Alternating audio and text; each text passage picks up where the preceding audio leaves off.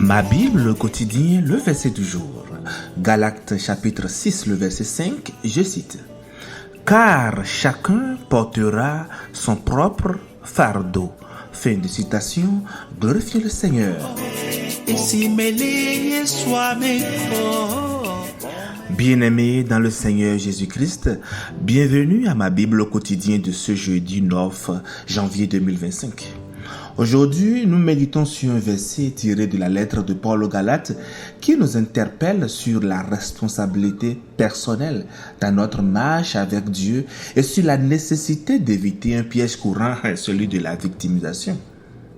Écoutons ensemble ce que la parole de l'Éternel a à nous enseigner aujourd'hui pour que nos cœurs soient éclairés et nos vies transformées.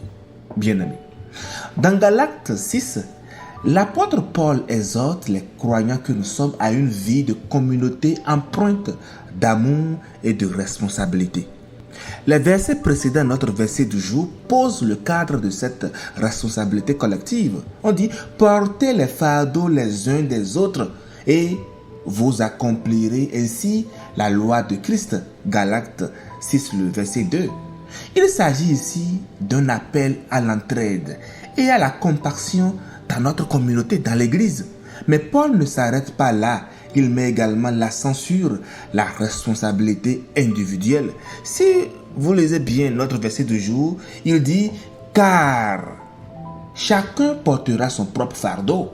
Le mot « car » relie notre verset du jour, le verset 5, à ce qui précède, soulignant donc une logique complémentaire. Bien que nous soyons appelés à porter les fardeaux des autres, le verset 2, chacun doit également porter son propre fardeau, notre verset du jour.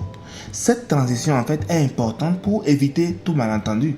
L'entraide chrétienne n'annule pas la responsabilité personnelle.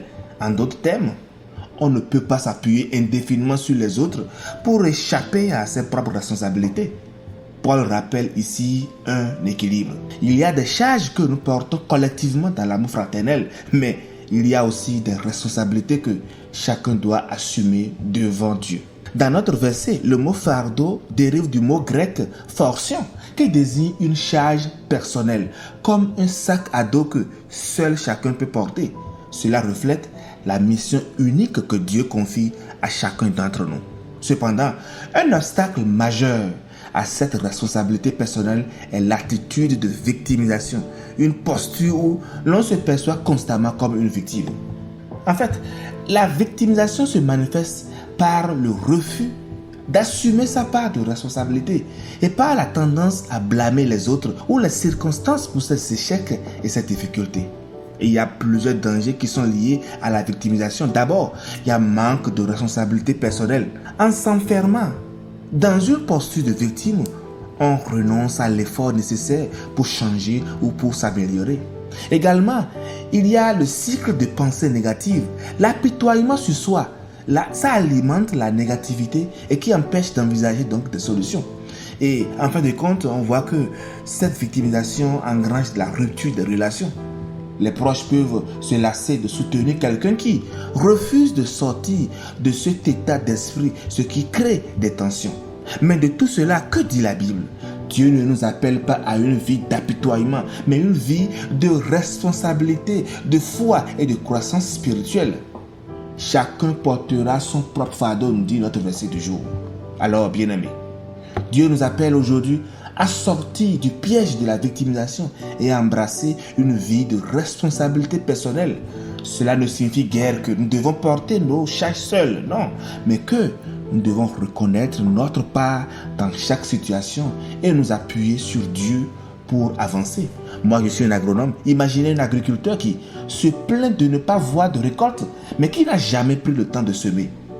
En réalité, la croissance commence par une action responsable. De même, dans notre vie spirituelle, nous devons semer des actes de foi, d'effort et de confiance en Dieu pour voir le fruit de la transformation.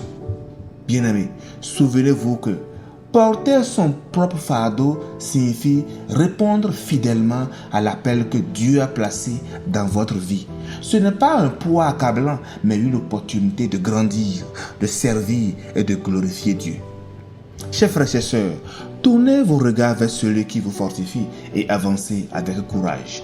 Bonne méditation et que Dieu vous bénisse et vous accompagne dans cette journée. Alléluia chez vous. Isimeli Swami, oh, oh, oh, oh, oh, oh.